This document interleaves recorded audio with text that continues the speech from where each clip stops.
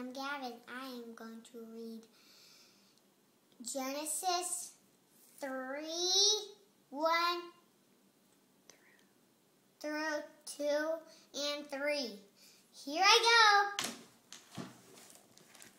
The serpent was more clever than any of the wild animals the Lord had made.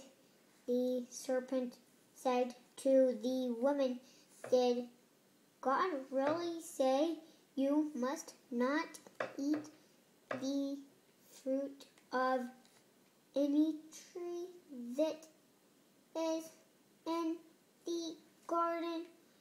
The woman said to the serpent, "We can eat the fruit of the trees that are in the garden, but God did say you must not eat the fruit of the tree that is in the middle of the garden. Do not eat,